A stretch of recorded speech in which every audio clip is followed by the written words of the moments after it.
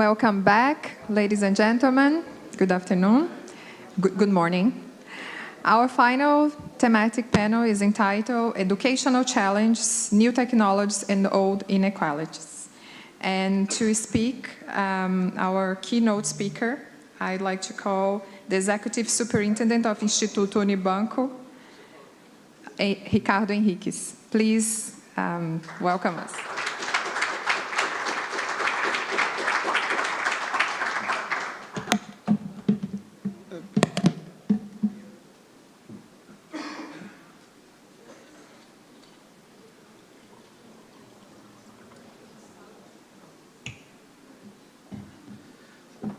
Good morning.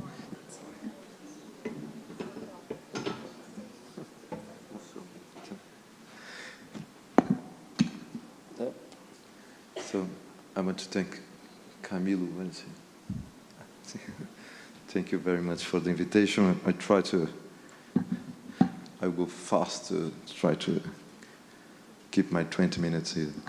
Just to start, the title of the panel, New Technology and Old Inequalities, I think is both a provocation and a warning about something we already observe daily across the different places, whether in the workplace or informal education environments. No technology enters a neutral society. No one. It always arrives in a society shaped by its own history. In Brazilian case, that history carries inequalities that have persisted for centuries, as you may know. Artificial intelligence promises us an expansion of knowledge, new ways of teaching and learning, a world with great access, and consequently a reduction of social difference, but a promise is not a certainty. It remains a possibility that has yet to become reality. And translating it into human development is always a choice, whether political, institutional, or above all, education. And it's precisely because this promise lands upon a society with an enormous historical debt. The first point you must agree on is this. It's urgent to treat the repayment of that debt and the technological promise as two simultaneous agendas, as a single task. It's not easy to do, but we need to try to do it. This task cannot be divided in two stages, as though the problems of the past had first to be resolved before the leap into the future could be taken. No? The commitment here is one and the same. Settling education's historical debt and taking the technological leap are the same process, because only the repayment of that debt makes the leap sustainable. And it's the proper design of technology that can at last help to guarantee an equity strategy for education. We have a challenge and an opportunity. But before we discuss artificial intelligence, there is a debt that must be named with precision, because treating it as a generic background condition, something we have simply grown accustomed to live with, is already a way of failing to confront it. So just two numbers to keep in mind. Brazil remains one of the 5th most unequal country in the world. 1% of the population holds 37% of national wealth. And poverty remains disproportionately concentrated among Black and indigenous people. Data from 25 national household surveys shows that although the country has reached its lowest illiteracy rate since 2016, we still have 6.5 among black population that are completely illiterate, against 2.7 among white population. And the last data, among people aged 25 or older, 65% of white and 50% of black population completed at least the K-12 education cycle. We have 50 points of difference among them. These figures are not born with artificial intelligence, but they risk becoming irreversible if technological acceleration is treated as a process separated from the pursuit of racial equality. This is because any technology that learns from the existing data and trajectories without adequate refinement to prevent bias tends to reproduce with even greater impact the unequal distribution of opportunity that already exists. We know Ruha Benjamin, she says the concept of new Jim code is something like that, no? Automate systems that conceal, accelerate, and deepen racial discrimination behind the facade of technical neutrality. For this reason, equity is not the opposite of education quality. It is fundamentally a necessary condition. A technological solution that is not deliberately designed to reduce this gap is not neutral toward them.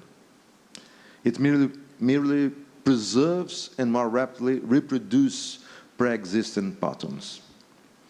However, the answer cannot, and under any circumstance, be to reject technology. Nor can technology be adopted without due care. The answer lies in a leapfrog, a strategic leap that uses technological transformation itself as an instrument of reorganization without abandoning its structural extension, starting with racial equity.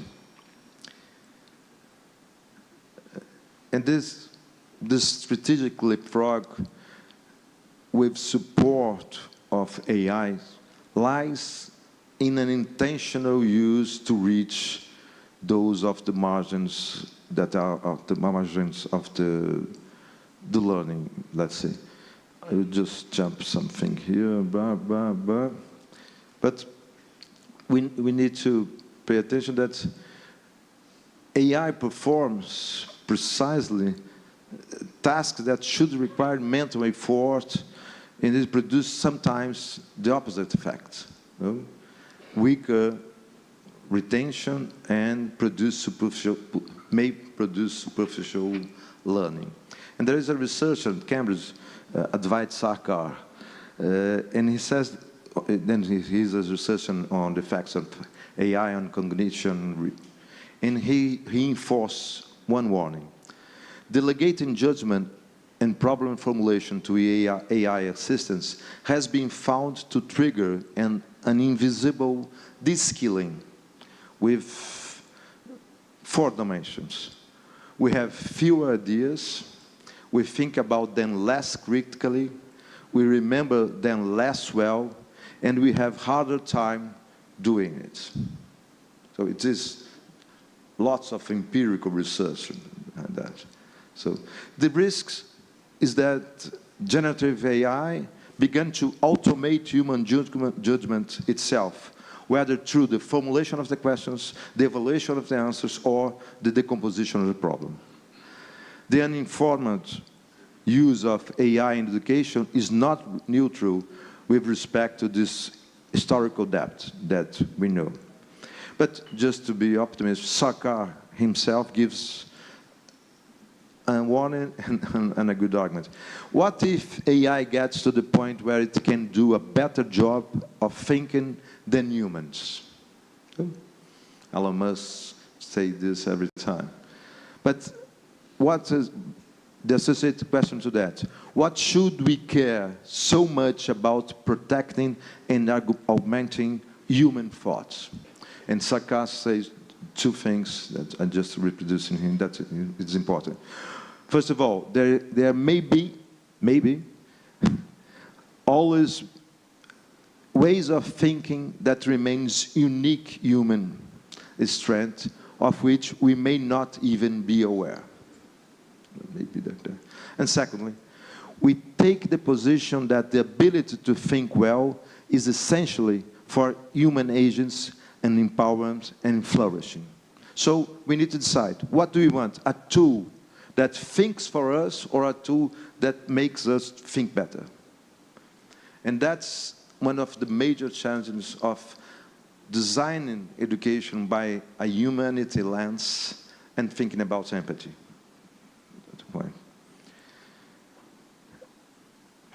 But how many time I have? I forgot. Top already 10? 10.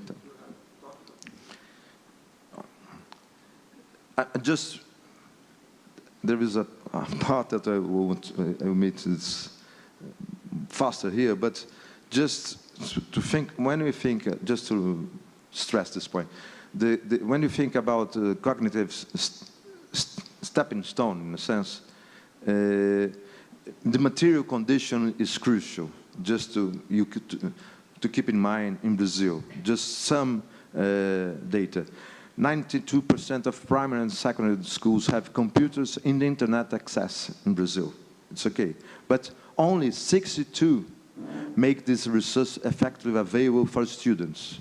Only 25 of schools have mobile device available to pedagogical use. And 37% already permit the use of AI education, but only 22 have guidelines governing us to use AI in a good way. So on the infrastructure, we need to understand there is a contest that requires, just to keep in mind, unplugged approach. I will not have the time to explain this, but there is a really interesting effort with a UNESCO cathedra at Federal University in Alagoas, that's northeast of the country, that's completely linked to a global strategy that is trying to develop good ways to have unplugged strategies to deal with AI strategies. I will not explain that for you, but for the moment, just believe in that. And it's really tough and with some strong results on that. So we need the infrastructure to think everything else, but I will put this. But more than that, there is more than looking at the infrastructure technology that is transforming of daily life. We have a second dimension. I will go faster on this also, but a second dimension. The question of who decides the design of the algorithms and media that directly shape public life. Automated systems conceal discrimination behind the technical facade, but at the same time, social media are not neutral institutions. They are shaped precisely what users see, functioning in practice as an antisocial media that reinforce extremism and bias, as we know. There is another researcher, a Brazilian one, Virgílio Almeida, that defined the concept of algorithmic institutionalization. Algorithms that are built in a specific way to make them institutions, defining here a set of formal and informal rules, governing behavior, producing distributive effects for which someone must be held to be accountable. So there is, I'm trying to just to show you Brazilian research. There is another one, Thomas Zicken Barros, that discussing democracy with this concept of algorithm institution, argues that the pursuit of building bridges and consensus renders invisible precisely the antagonism capable of producing what cannot be foreseen and that could transform the way society is organizing. This is exactly the mechanism described as anti-social media. An algorithm or institution system that optimizes the similarity for consensus, that predictable, eliminates the friction that might otherwise generate something new. So, muito obrigado. So, to put it fast, democracy is the space of discomfort. We need to recognize that. And we're trying to use AI algorithms as a way to solve discomfort that obviously it will be impossible to take care of diversity in society. And my point is that, sorry, 3, 4 paragraphs on that, and after that, just for the time. But what I'm trying to say to keep in mind here is that this democracy discussion is completely linked to, it's not an abstract relation with education. And the step here is that it's related to what Jacques Delors designed in the UNESCO report in the 90s, is how to learn to live together. So we need to remember 2 things here. Martin Nussbaum's argument of humanist education essential for democracy, because democratic systems cannot survive without cultivation of imagination and critical thinking. So without that to be faculties that are developed by women. But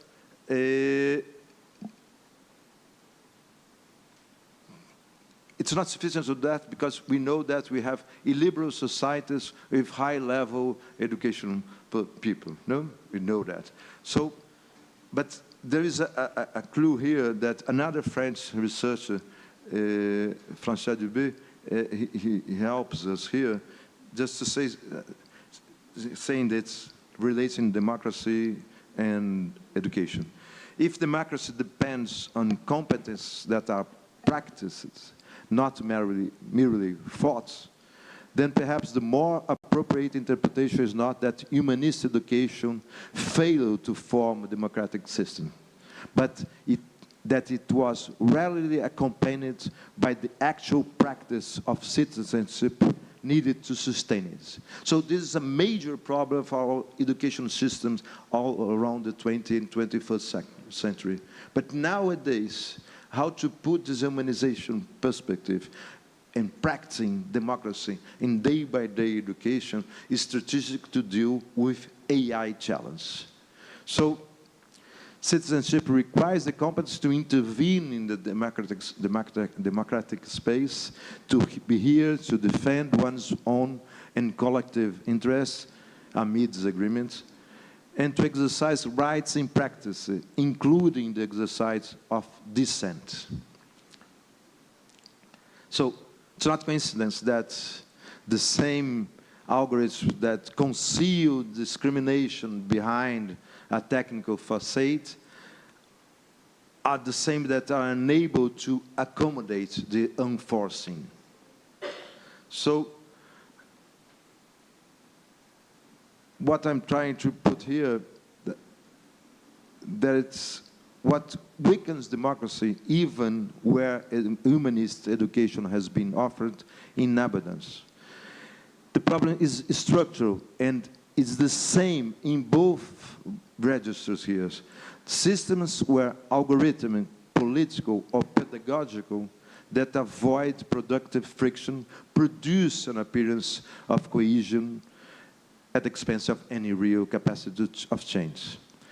And my last point here is that if you consider this broad questions, obviously the response cannot be only technical, cannot be only regulatory, but the key of concern to the structural inequality that these systems continue reinforce in our country at least, lies in valuing the human dimension, the dimension that allows us to conjecture, to imagine other possible worlds, and without which there is no way to ensure that innovations of any kind are guided by ethical principles and oriented towards the common good in a society that's increasingly interconnected, interdependent, subject to intense and simultaneous change. It's important that this humanism is understood as a functional response rather than a nostalgic one. The point is not to retreat to a past without technology, but to decide in the present what kind of coexistence we want technology to serve. Here's where, just a word, where empathy ceased to be merely a value or a social emotional skill and becomes an essential dimension of human development itself. For empathy does not end with recognize the others, it generates a sense of responsibility rather than. It asks us not only whether we are capable of seizing inequality, exclusion, or suffering, but we are willing to do once we have seen them. In other words, increasingly mediated by technology, this may be one of the central tasks of education, ensuring that our growing technology capacity is matched by an equally strong capacity to recognize, coexist, and take responsibility for one another. Again, with the lost notion of learning to live together, emerged as the practical core of this entire discussion. Learning to disagree, preserve productive conflicts, and embrace dissent is what opens the possibility of escaping a stagnant, merely anticipated future in favor of the one that is contexted to divergence and the construction of what is new.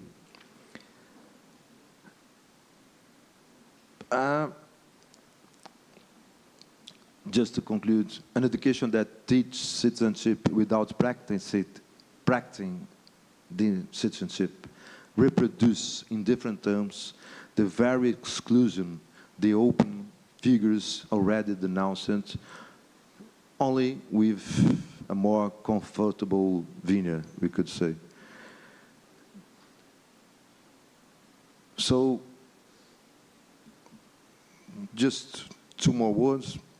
The greatest strength of society can bring to this scenario lies in its diversity, in being composed of singular human beings different from one another. It's through diversity that people constitute themselves as a society and develop as human beings. Democracy is the practical exercise of discomfort, as I said.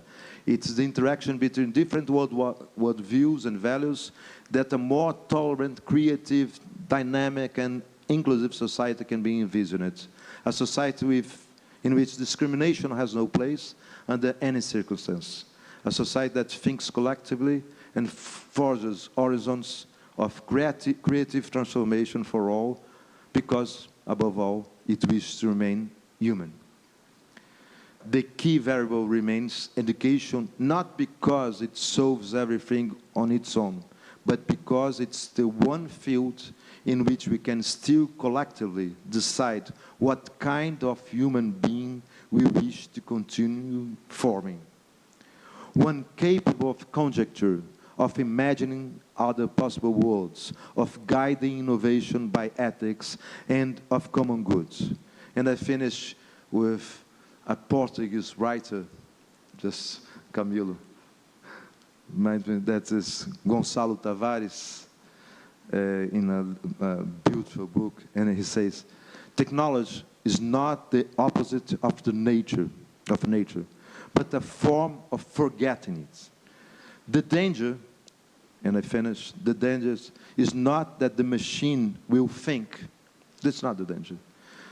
The danger is that human beings will stop feeling. Thank you. Sorry for being so far.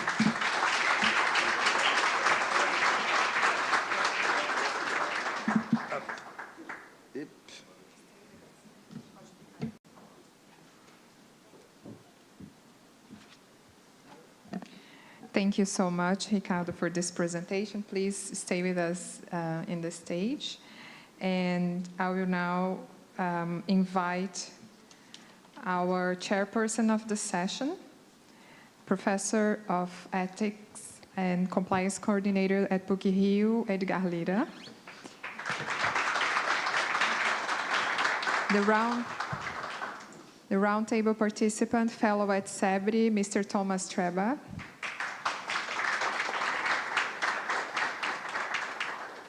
And our Vice President of Extension and Interinstitutional Relations at Pontifícia Universidade Javeriana, Professor Andrés Roças Rufus.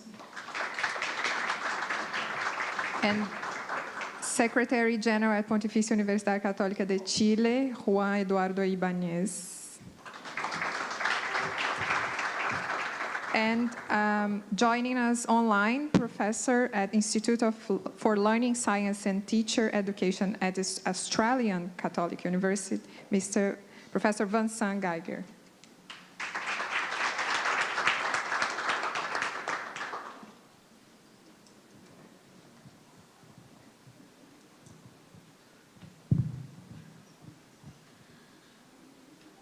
Good morning. I want first to thank Presidents Father Anderson and Isabel Gil for this opportunity, this event, Talita for the great job and all the crew.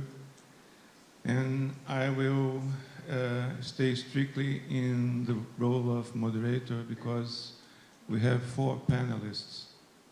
So I will suggest that each one of the panelists take only 10 minutes, if it's possible, because our issue is inexhaustible. But not taking more time, my order is the first one to speak is Juan Eduardo Ibáñez, Católica do Chile. So the floor is yours. Well, good afternoon to everybody. It's a pleasure to be here. Thank you for the invitation. And in my case, I'm going to talk you a little about experience that we are doing in Católica, Santiago, Chile, to address one of the issues that our keynote speaker mentioned that has to do with how we are forming our students in a world that is very technological and technical, and how we can bring humanity to the university.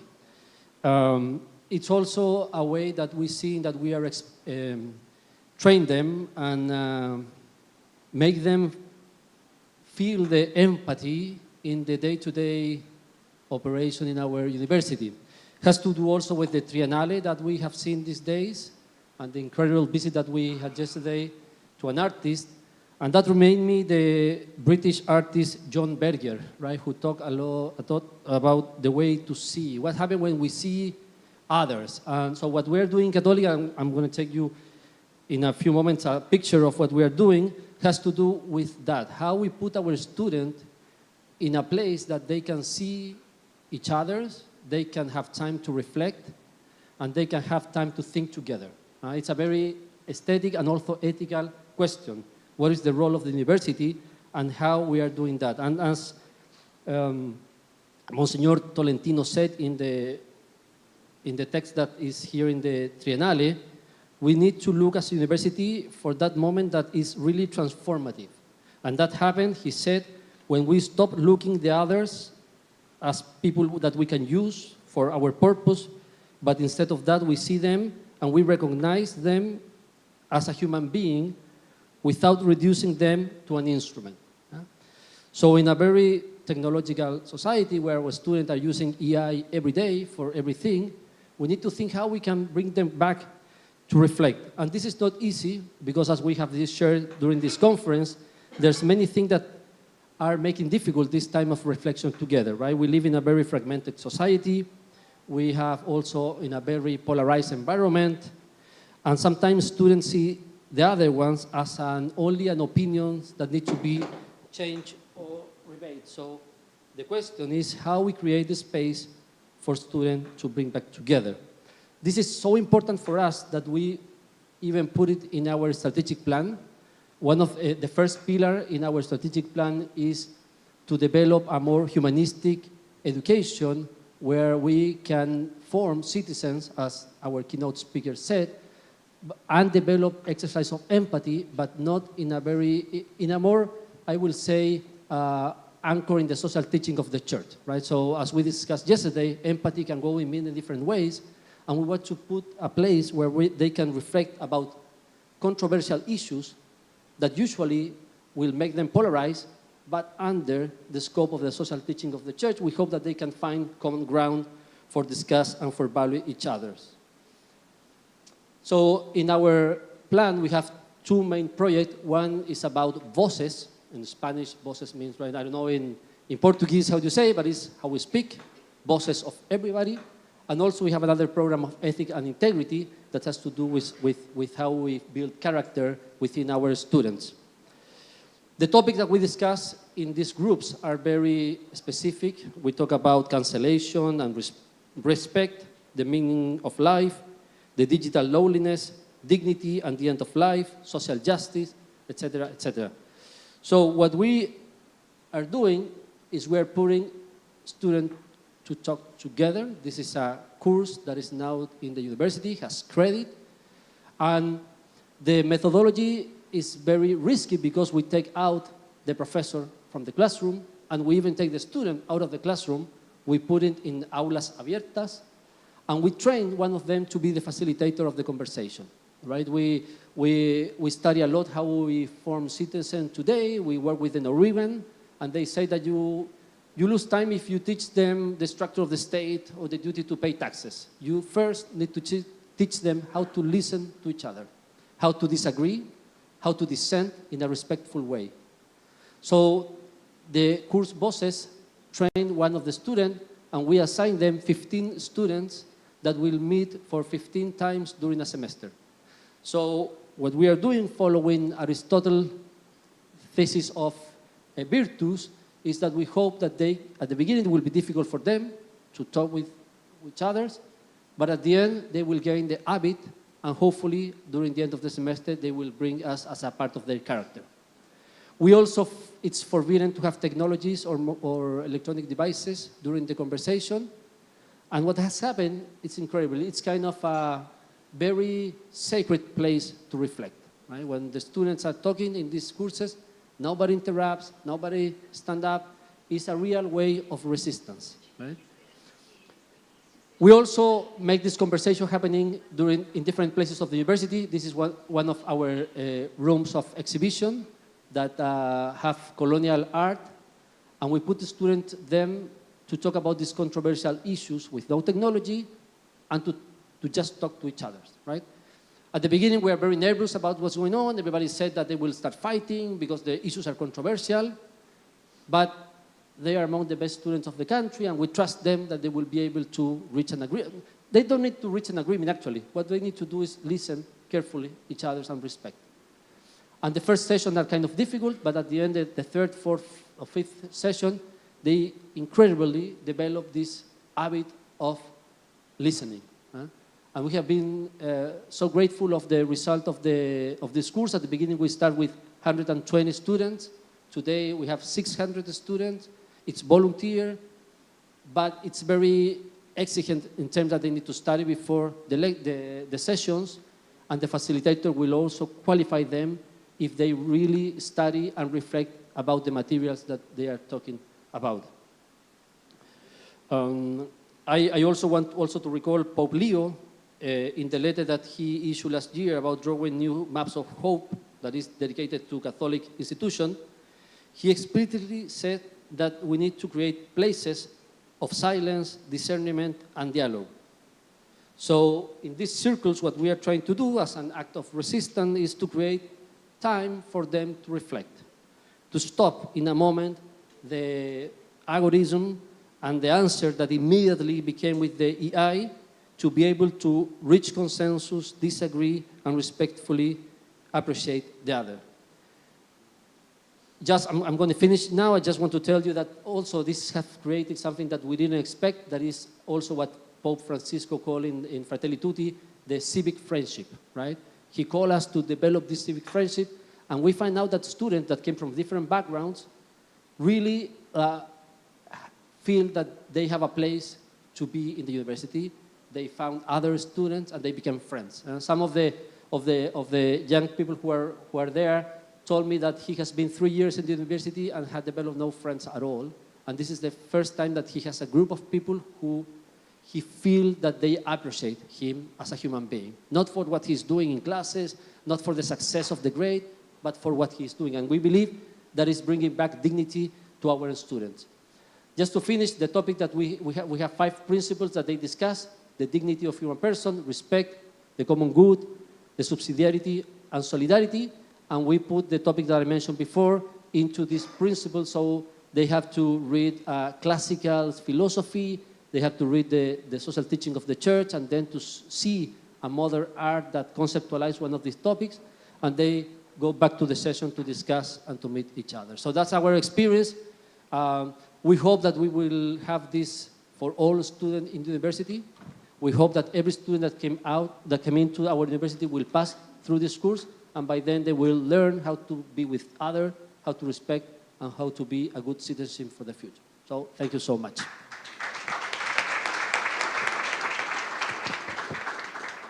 Thank you very much, Professor Ibanez, for the way you have framed the question and for your concision. And just a break in the sake of an empathetic jest, I just want to check if it's all set with Professor Geiger. Are you hearing us well, Professor? Yes, I can hear him. Yeah, he is. So in my order, Professor Andrés Wolfers or Wolfers? Rosa. Okay. So the floor is yours, yeah, as you want.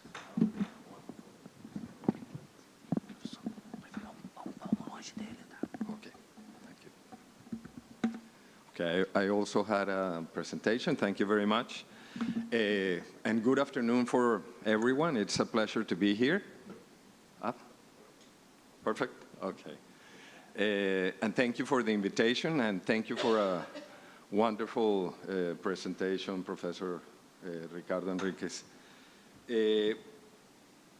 And one of the risks of coming here without knowing what the speaker is going to talk about is that it might be, what I'm going to say, it might be similar. So I'm going to underline some of the important issues that Professor Enriquez mentioned. I'm going to start by saying that we often speak of the age divide as if it were one gap. But it really is, I think, the appropriate metaphor is a cascade. Some people have access and others do not. That's the gap. But new technologies, like Professor Enriquez said, do not arrive in a new society. They arrive in the society we already have, with its inequalities of education, income, geography, gender, institutional capacity, and political voice. Inequality enters before the technology is even designed. It widens through access and adoption, and it deepens through the quality of use and through unequal organizational capabilities. And finally, it becomes inequality in income, wealth, and power. So the right image is not a single gap, it is a cascade. A small advantage upstream can become a very large advantage downstream. So if we can go to the next slide. Oh, I have it here? Okay.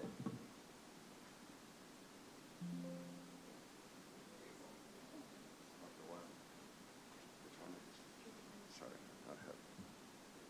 Okay. This one? This one here, okay.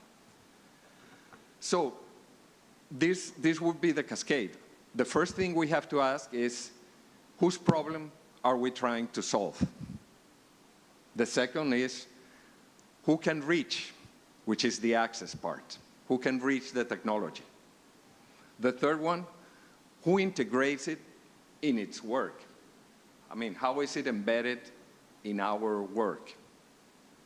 The fourth one, even if it's embedded, it doesn't mean that it's going to be used well. So who uses it well? And finally, the capture of the gains. Who captured the gains of using this technology? So as you can see, it's not only one step. There are 5 steps, and each one is a filter that determines who is going to gain from using the tool. And Colombia in terms of inequality, I think it's very similar to Brazil. Okay. Went one too far. And let's start with the first filter, design.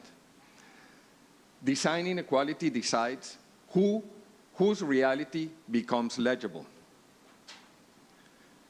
Before bias in an answer, there is going to be power in the question. Who's asking the question? Whose question we're trying to answer? And whose language is represented here is very important. When we feed the large language models the information, whose language is represented? Whose behavior becomes the norm? Which harms are optimized away? And finally, who defines success? In this case, I think the Global South doesn't have a lot of control on this part of the chain, but I think we have control on other steps.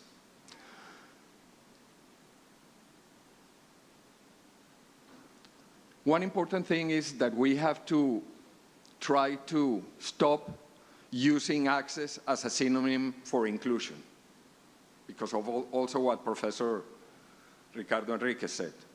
Access doesn't mean adoption. Adoption doesn't mean effective use. And effective use, like I said before, doesn't mean shared benefit. So having access is not a synonym for benefiting from the tool. The familiar digital divide describes only the first threshold. Good adoption is not simply more adoption.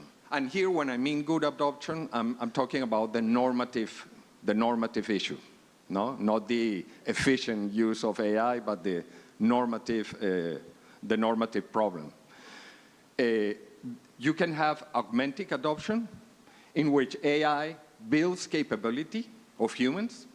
It improves the work quality. It preserves learning, and this is very important for educational institutions. And finally, shares the time that is saved by the tool, and also contributes to the income gains, shares the income gains with everyone. On the other hand, and my worry is that this is where we're going right now, is the extractive adoption, where AI automates tasks, where it intensifies monitoring of workers or students, removes discretion, and captures savings at the top, the big AI labs. And that would be a problem for the Global South especially. So the ethical question is not only whether AI works, but what kind of work and which benefits are going to be shared. And another issue is that the inequalities that Professor Enriquez mentions are going to amplify these problems, not only at the individual level, at the organizational level, at the regional level, and even between countries. First of all, we need good data in order to use this tool effectively. Do we have usable data and it is governed well in our institutions? Do we have talent? Are we training our citizens to use the tool in the right way?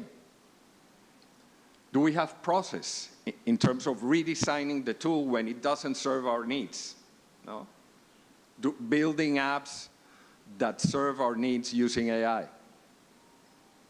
Do we have the capital? Do we have time to invest in these issues and resources to invest in these issues? And finally, do we have trust, which is very important? Do we have rules that make sense? And do we have legitimacy? Are the organizations using AI in order to augment the workers' capabilities, Or are they using AI to monitoring their workers or to extracting more productivity from the workers? This is going to be an important issue.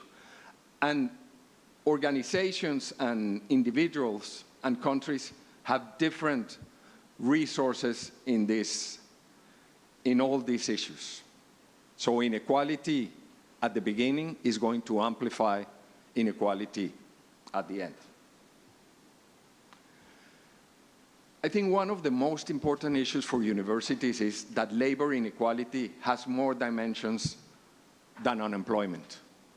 We're worried about unemployment, and we should be worried about unemployment, especially for entry-level jobs. You have been reading about that in a lot of articles, I'm sure, and Darío Amodei, for example, said that in 5 years, half of the entry-level jobs are going to disappear because of AI. I think that's a little bit exaggerated because there are a lot of frictions in the real world that I'm sure it's going to take decades for that. But even if it takes decades, unemployment is not the only problem we're going to face. In countries like my own, in Colombia, it's informality. People are going to probably migrate from the formal sector to the informal sector when they are going to have less benefits, less social support. The other problem is who becomes more productive. There are some jobs that are going to remain, but they're going to be less productive. Expertise is going to be less important than before in those jobs, and the wages are going to go down. There are other jobs that are going to become more productive with AI. Expertise is going to become more important, and the wages are going to go up. So who's going to benefit? Is productivity going to reach pay? Is going to be productivity be reflected in wages? That's another problem. Are we going to have more autonomy with AI or less autonomy? That's going to depend on the individual, on the organization, on the countries. Are entry-level ladders removed? That's a big issue for us. How do we design education in a way that these entry-level jobs are still available for our students? Yeah? And how do we work with the private sector and the government to make that an issue? Because organizations are also going to be interested in having these entry-level jobs because they feed the jobs of directors and more experienced seniority workers. And finally, in the transition, who's going to bear the retraining cost? Are going to be the individuals? Are going to have the means the individuals to pay for this? Which organizations are going to pay and which not? That's going to be another issue. But the deepest divide may be between those who work with AI and those who own it. And most of these large language models are not owned by industries in the global south. So how are we going to deal with that? I don't have the right answers, but because owners are going to capture scalable returns from models, data, compute, and platforms. And workers are going to supply the tasks, the context, the feedback, and adaptation. Are going to the workers share some of the benefits? It depends on the bargaining power that the workers have in each country. That's going to be an issue. So even if there are gaps of inequality that are narrowed, because, for example, nurses now with AI and training can do similar jobs of diagnosis like doctors. Some wage maybe. The problem is between capital and labor that doesn't use AI and labor that uses AI. So finally, empathy. That was the title of the whole conference. What does that mean for empathy for us? We shouldn't empathize only after harm occurs. We should empathize downstream, not only upstream where the harm has already been done. In the design, we should include the people who are going to have their experience affected. That's not happening right now. In terms of the adoption, include workers in redesign of the tools that the organizations use. In terms of distribution, make gains visible and negotiable.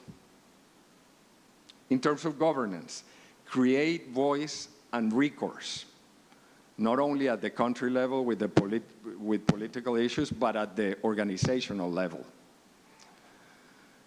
Because empathy without participation risks becoming just benevolent paternalism. So how do we do that? Again, I don't have the right answers, but this should be in the agenda. And at every stage, we should ask the following. Who shaped this technology? Who can use it well? Whose work changes? Who owns the gains? And finally, who can refuse it? Who can say no if they don't want to use it? I love the experiment that Juan Carlos and Universidad Católica are doing in Chile. That's an important issue. Spaces free of this technology are going to be important. But we need to provide those spaces in the organizations, in our educational system.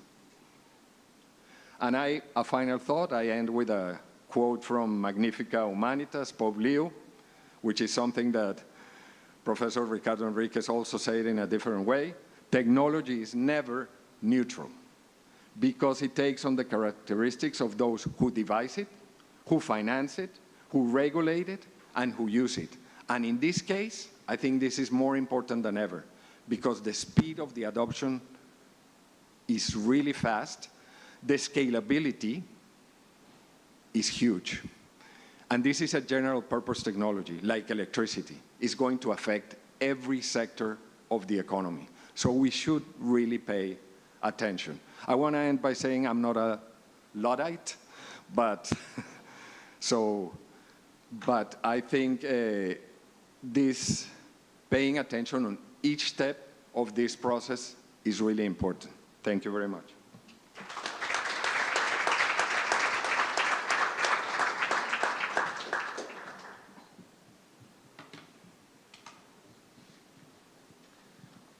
Thank you very much for your checks and balances. And I want to know who can say no. My order, Professor Thomas Drebat from Brazilian Center of International Relations.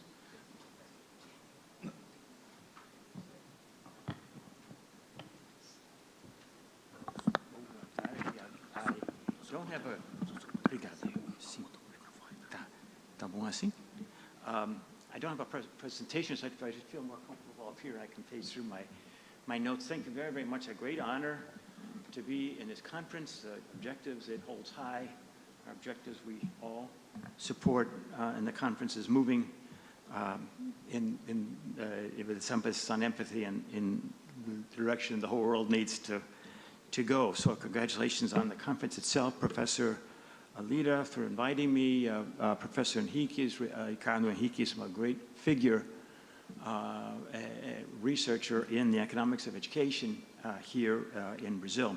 I'm going to, although I'm not originally from Brazil, I want to talk maybe more, my comments a little bit more about the Brazilian case.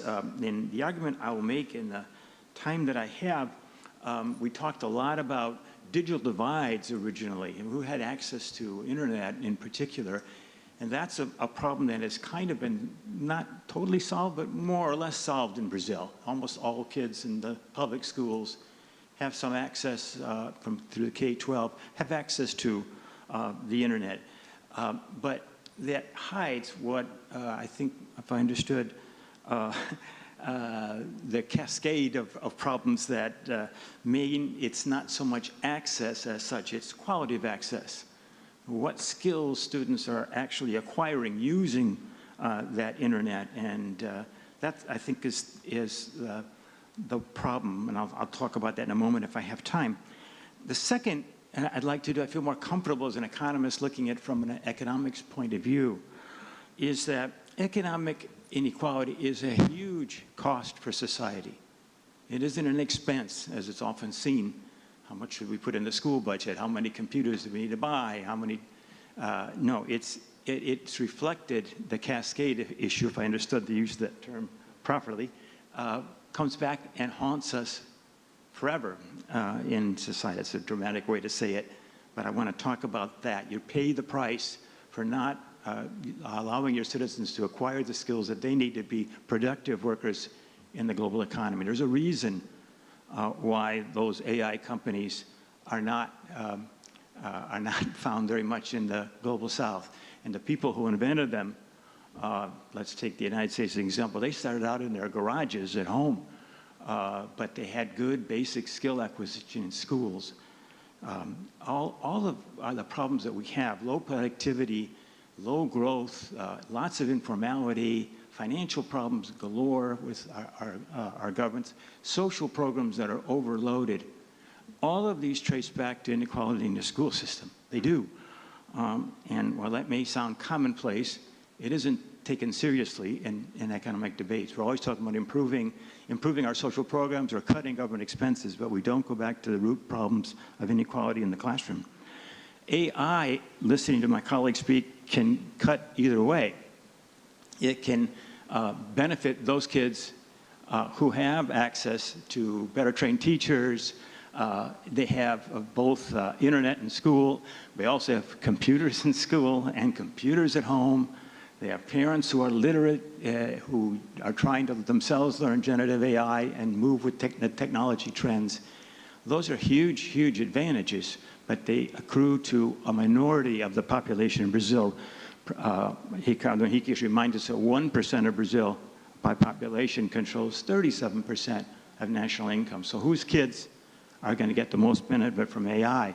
Those kids are the kids in the Maré or in so many rural and underprivileged areas of Brazil. So technology has a way to make things better, especially if we implement some of the ideas you've heard here, but it can also make things much worse by really cutting off those entry-level jobs and leaving most of our children poorly prepared to compete, and that's what they have to do in the economy of the future.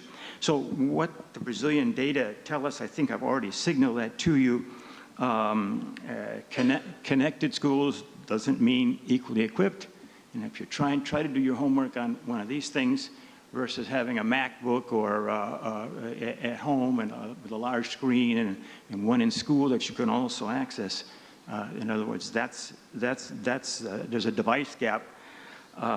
Students don't have access as much as they should, have both internet and computer available for educational use. Geography still matters to a huge extent here in Brazil, especially rural, urban, favela communities versus higher income communities. But this rural, urban, and also regional gaps. We mentioned the tremendous problems of inequality in the north and northeast of Brazil. Teacher capacity is still very unequal. How do we train the teachers? Hardly anyone pays attention to that. Most teachers aren't full-time teachers. They move from school to school here in the city of Rio. How well are they really being trained in using things that nobody understands very well? You at least need a teacher who's literate in AI and wants to learn it himself or herself to be able to transmit to the kids. And I don't know to what extent that teacher capacity is there, or even if we know how to teach the teachers to teach the children. So AI is a reality in Brazil and everywhere in all of our countries that we're speaking here, but there's a new literacy lag that risks being carried forward to the next generation. So stepping back, I feel a little bit more comfortable the economics of educational inequality, looking at the school from the outside, from the point of view of the broader issues in the economy, which almost never relate back to what's happening in the classroom. The cost to the country, as I mentioned, in most of the economic literature, you think of great figures, Nobel Prize winners like Joseph Stiglitz, James Heckman, and others, that the cost is huge, although rarely quantified for us to see it. At lower labor productivity, people who are educated unequally are less productive in the labor force. Fewer innovators, I mentioned that point before, and entrepreneurs. We study innovation, we study entrepreneurship, but we forget it starts with the children in the classroom. It leads to poor allocation of talent. People who are very talented and could make a huge difference in our lives don't get that chance. They get shunted off into entry-level jobs and because they didn't have the education they needed. So there's far less social mobility and slower GDP growth as a result. So these are the issues that are being discussed today in Brazil. Yesterday was a big headline in Brazil's sort of equivalent of the Wall Street Journal, the financial newspaper, about how we need to cut benefits in Social Security. We can't afford the pension system that we have. The social programs are overloaded. We can't afford them any longer. Those problems start with the issues we're discussing in the educational system. Finally, and here I think, hopefully not incorrectly, I'll quote research associated with Ricardo Henriques and Ricardo Paes de Barros and other Brazilian economists who've looked in detail and added empirical basis to the broad observations that I've made, that unequal schooling produces unequal skills today. Those unequal skills today shape wages and productivity tomorrow, and the disadvantage is then transmitted to the next generation. So that's my version of the cascade effect. Brazil has occasionally made progress in reducing the skewed income distribution in the early 2000s, for example. And the research that I'm quoting, and hopefully correctly, is that most of the decline that occurred in labor inequality, or the improvement in inequality in the labor force, was due, most of it was due to education. As the lower classes were more educated, they were able to earn higher wages and to reduce the gap, the income inequality gap. So my closing point is really the growth model here in Brazil didn't really emphasize over many, many years and decades the sins of the past, right? By failing to create proper skills in the schools long ago, Brazil was still able to grow. And you can see it's a well-organized and prospering middle-income country, but it's well short of where it wants to be and needs to be and ought to be. And the next growth model for Brazil, and I would say for South America in general, Latin America in general, is to raise productivity through knowledge, skills, technology, and innovation, and an unequal education system such as the one we have now makes that very hard. So I urge, in my final comment, not to look upon education as simply human justice, as social justice. It is. Not simply social policy. It is. It's critical to all the problems that society faces that we tackle this, and it isn't just the responsibility of educators, it's the responsibility of the society as a whole. So educational policy in the future here in Brazil, and as again, I make bold to say, knowing the others' context as well, education policy today in our schools is productivity strategy for the economy as a whole. So helping Latin America to make up this gap it has long suffered from with respect to the wealthier nations. So I just wanted to make those points. Thank you very much.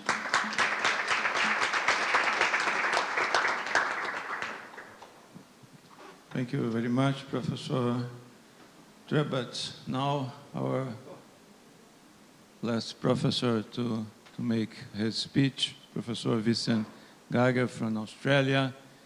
Thanks for joining us. I think it's 1 a.m. in Australia, isn't it? Okay, the floor is yours, Professor.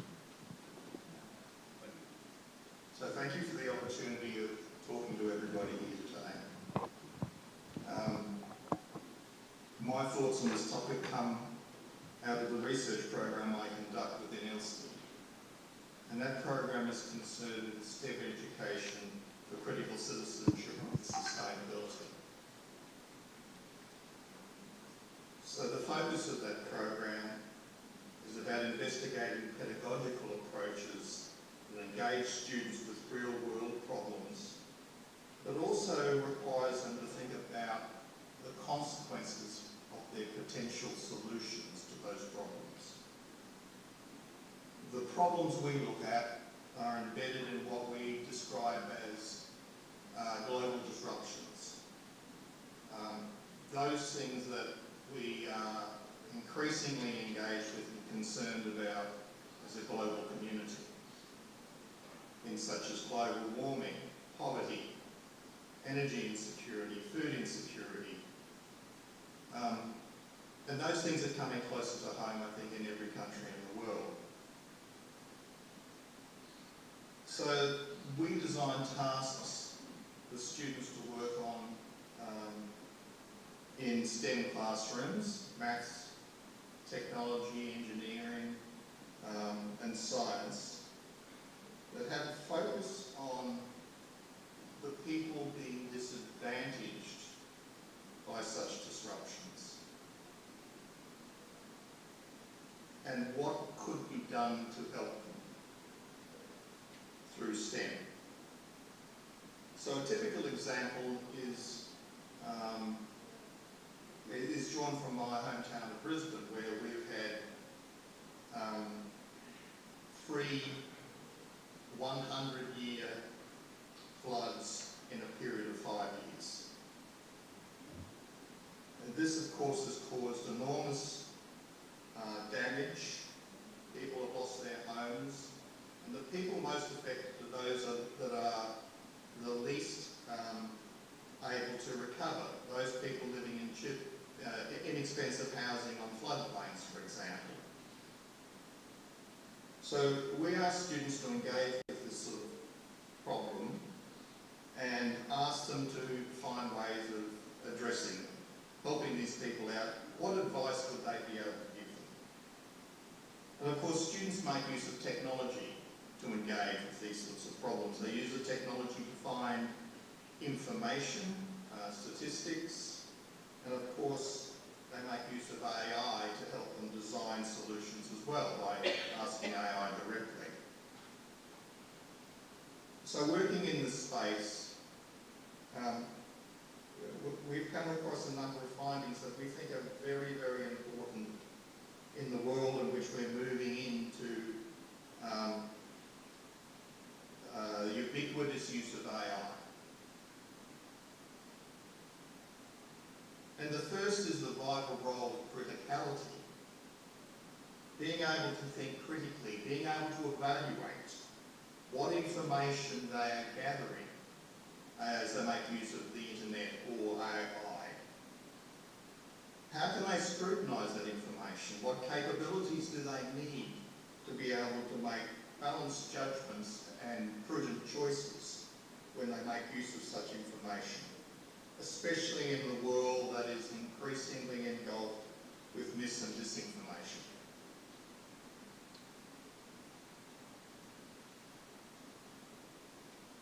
We're also increasingly taking note of the dangers of inherent bias in algorithmic systems such as AI when students make use of those agents to help them design solutions for people. We've seen some evidence that different solutions will be proposed based on the race of the person who we're trying to provide advice to. And students need to understand and be able to scrutinise and look for such bias. And in fact, is there a way that we can use AI to unpick the bias we know exists there? Such bias is inevitable because it's humans who do the coding to design such systems. What regulations have we got in place?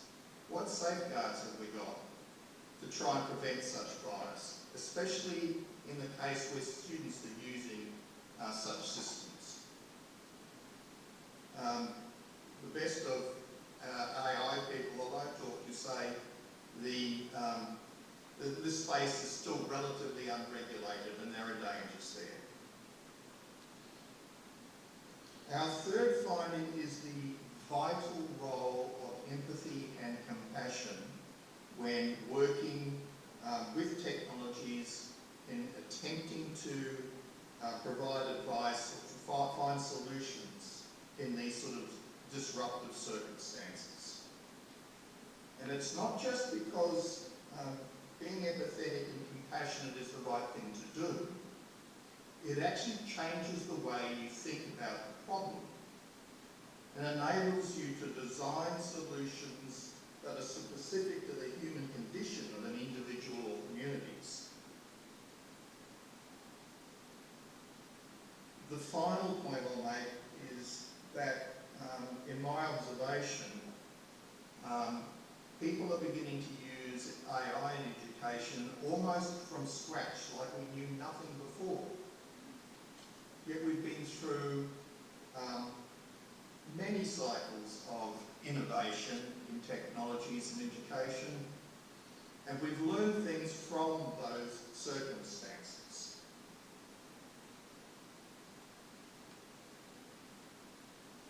So why are we starting from scratch? Why aren't we thinking about those things we've learned previously?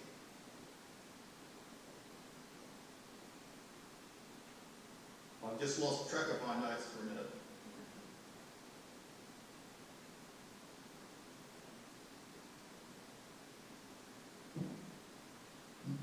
And underlining those things we've previously learned are central principles of education, including working for the greater good.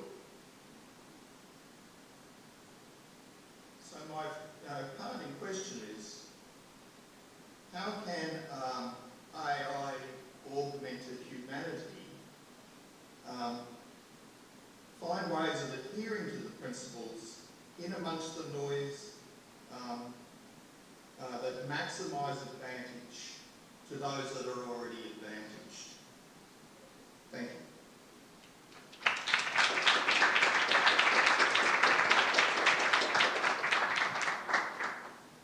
Thank you very much, Professor Geiger. We have still 15 minutes, and we can talk a little bit about our issue. I think I shall give the word back to Ricardo Henriques to comment the comments our colleagues have done about his speech. But I want to thank to Luis Camilo and Marco Cremona also for this organization, and to send my condolences to Marco Cremona because her mother has disease, and that's why he's not here. So, Professor Henriques, the floor is yours again. Thank you. Thank you very much. Just, it's obviously impossible to comment your really lightning exposure, but just to put another lens to make, probably to link all our arguments. I think we can try to discuss with Acemoglu the Nobel Prize in Economics, because what we are talking about is looking to the world, since we agree with him with that institutions that define rules are the main domain to think how we can build our project of society. I'm trying to link with empathy and everything. The roles of organizations are crucial here in Acemoglu's model. So how will we deal with those roles with AI strengths as we are talking about? So just to keep one or two arguments, when Andres was talking about the cascade, no? There are so many ways to enter that. But when you were talking about the second level of extractivism, of adoption, no? When we think by the South on public schools and K-12 and universities, if you do not think in that kind of humanist strategy by organizations, probably the whole adoption will just fulfill Mr. Thomas' way of thinking of your cascade is that we will naturally reinforce inequality. So I think when we're thinking on organizations, on Catholic universities and all public institutions, we need to think how we can leverage humanistic way to deal with technology. Obviously, this implies higher profile, higher performance in technology. No, be fluent with technology. That's not the question, obviously. But how we link it with the whole that we can develop, as I understand that Professor Geiger with his research and in the spirits of Chile is trying to do. But when I look at Chile, we're in a good experience, an empathic one, to listening, to qualify listening, and to promote dialogue in a strong way. But this is one of the dimensions of the strategic way we can think on the human perspective to deal with technology. And I just keep one point that I was trying to, as examples, thinking on research of, I said, of a professor of Cambridge, Sarkar, is that obviously if we do not use the way to day-by-day organizations relate with the students, with all the workers, to use technology to help us to think, probably technology will think for us. And the inequality will be roots because we will think for the majority of people, and some of them will control the power. We cannot forget the Palantir Manifesto. Palantir Manifesto is today a promise to understand how we link organizations to deal with institutions, in relation to institutions, to just guarantee that we will have an unequal, solid society forever. And the best way to realize, to make concrete the Palantir Manifesto is to reduce the humanistic perspective during the formation of all organizations. And since there is obvious, everybody has a hype in technology, we have a strong probability to don't think on that and try to make people fluent in digital and computational thinking, reducing this humanity perspective. And for that, we are making a decision now that in Brazilian case, but I think it's a South challenge as well, we can consolidate a way of naturalizing the huge inequality we have and saying in 20 years from now, in 30 years from now, that will be impossible to reverse that. So if we do not deal within our organization nowadays to make this humanistic perspective dealing with K-12 formation and with all the post-medium strategy with university and doctors, everything, if we do not think of that, I think from the Brazilian perspective, just a provocation now, I think the most we could aim is being at the second League of Nations. It's the highest ceiling of Brazil will be that. And we have around 10 to 20 years to make a huge decision on that. And all the signs, in Brazil at least, are against it. At K-12 levels, yet university levels also.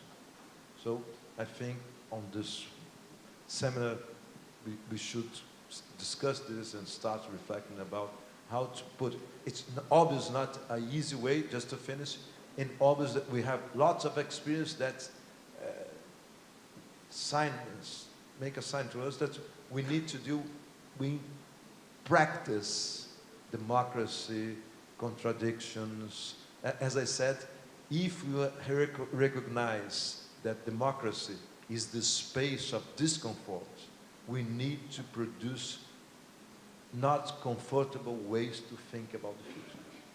And we are trying to misunderstand what I'm thinking of humanism, trying to determine consensus on our strategies. If we design just consensus strategies, we will lose the possibility to design a more plural society.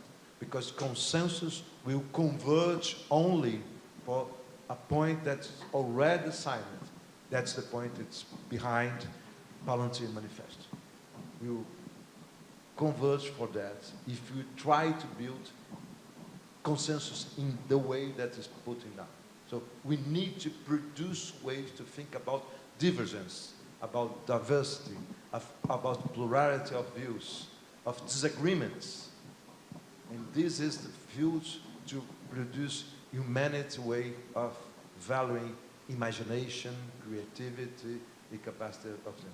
Obviously, this implies lots of things that we can do on that. It's just a broad, general comment on my reflection of your provoking. Thank you very much, Ricardo.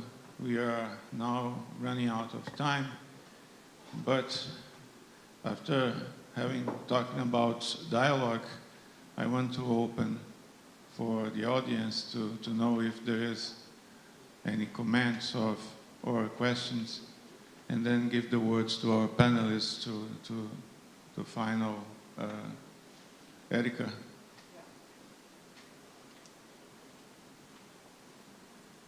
Well, thank you very much for your speak. And these 2 days, I have many ideas. I will try to speak in English to translate these ideas because they are not completely formulated. But I was thinking about the question, what is the sacral role in this event? And I wrote some ideas here that I would like to share with you. So I think that our role here in Sacro is to think about the challenges of building an empathy-driven curricula. So what competences we need to develop? How do we practice dissent and introduce productive discomfort for our students? How can we involve students and diverse voices in co-creating this curricula? And finally, how can we introduce new technologies, but introducing new humanistic technologies into our curricula?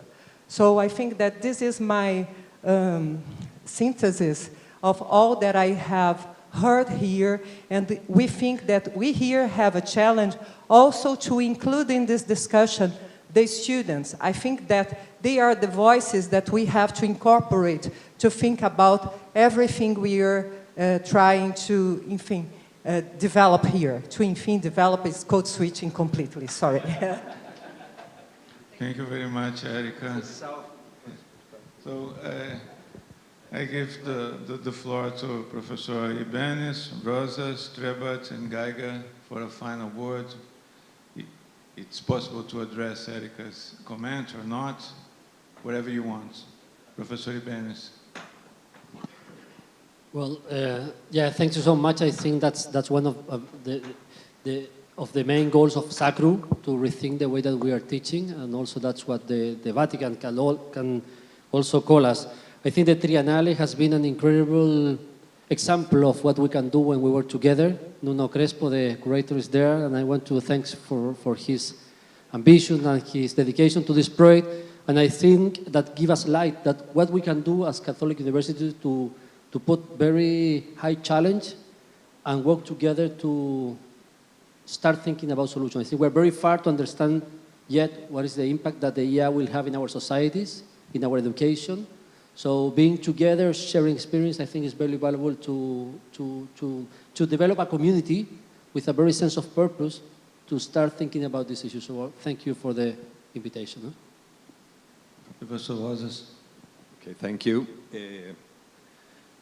Yeah, I think it's too soon to know what is going to happen with AI, but I think that the status quo is not an option. So we should try to experiment different initiatives. I think the one that Católica mentioned today, it's a very nice initiative. I think the problem with large language models is that we're going to need free spaces from AI. I think that's very important because the way most of in most ways we learn critical thinking through language. We read, we write, we discuss with other people, and that technology is really good at that. So if we start using it from the beginning, from primary school, kindergarten, even the university in some spaces, the risk is not being able to think critically. So we need free spaces from AI. Of course, when we use the technology, I like the phrase that Professor Geiger used. We need to be using it in a way that it augments the humanistic dimension of people, because there's also the risk of trying to substitute what people do. So the risk is what Professor Ricardo said in his quote at the end. I don't remember by who it was, but we run the risk of stop thinking in some dimensions. What is the role of SACRU? Yeah, we should be working on best practices in curriculum development with students. I think that's very important, and that's not only in terms of how do we adopt the technology, but also what other skills are needed in an era of AI. Well, critical thinking is just one, but dialogue, working in teams, relationships. There are many that I cannot think of right now, but we should discuss that. We have very powerful institutions in terms of knowledge, so we should start discussing that and learning from each other. We should be working also in terms of research for policy. Doing experiments to see what we can learn from the effects of AI in psychology, in terms of education. Yeah, that's what we should be doing. Professors, very interesting. A couple of things that maybe were pretty touchstones in today's session, which I appreciated very much, is that AI is kind of scary, isn't it? I don't think there's anybody, certainly not me, I don't want to generalize my own experience, who really understands what this really is and what generative AI is a game changer. It isn't just internet access anymore. It's, you've got a machine that on the surface maybe can think better than you can. So that's like cocaine, isn't it? That's not something we want to cultivate. And it's more than a matter of empathy. I would say it's a matter that we're making our children and ourselves less able to acquire skills because we're depending upon that technology. And that, I think, is maybe the downside of AI. We stop inventing things. We stop thinking for ourselves. So that concerns me. And the other comment I would make, and, and excuse me for just being such an outsider on this that I don't fully understand, I think it's more than what happens in our individual institutions. All the institutions represented here are at the top of their educational systems in their countries. But it seems to me that the issues we're discussing here have to be brought to a larger community outside of our schools. And we can't wait until all the empirical research is done in the classroom level. As interesting and fascinating as it is to raise these sorts of issues with society as a whole, that the fact of the matter is artificial intelligence, maybe I've used my own words and I'm scaring myself maybe, but AI, the way it's being taught, the way it's being handed down, can make things worse. Inequality worse, not only in inequality of access in the schools, which is obvious, but inequality in society as a whole, which is disastrous. So what Sadhguru's broader social mission is on these issues, beyond what happens on their campuses and in their classrooms, their leaders, they're looked to provide leadership, and that would be my response. Thank you very much. Thank you, Professor Trebet. Professor Geiger, your final words, please. Yeah, I think the notion of an empathy-focused curriculum is a very interesting one. But where my mind goes for that is, in that curriculum, do we still separate students and technology? Is technology such as AI merely an inclusion in that curriculum when we may be facing a future in 20, 30 years' time where humans and AI may well be inseparable? So what does education mean in that circumstance? We're educating both the human and the AI at the same time. So we have to think of a way of evolving AI in such a way that it also acquires those things we think are central to humanity, things such as empathy and compassion. So I don't think it's a matter of just thinking about any one component when we design curriculum into the future. We've got quite a different ballgame approaching at a rapid rate, and we really need to do some hard thinking about that soon.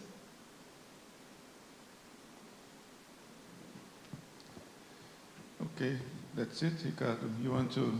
No, just link it to Professor Geiger. I will quote again Gonçalo Tavares, because I think it's the major message that I have. He's a Portuguese writer. Just one phrase. The danger is not that the machine will think, but that human beings will stop feeling. That's the biggest danger. So I think this deals with empathy challenge for all of us. Thank you very much. Thank you very much, you all. Alita, floor is yours. Thank you so much for this panel, incredible panel. I will invite you to take an official photo. Please, Professor Vincent, stay with us in the screen so we can have a picture.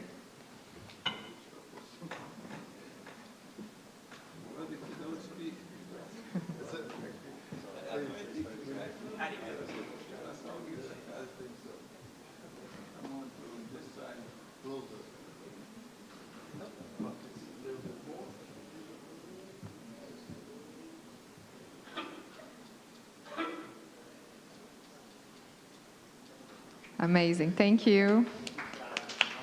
And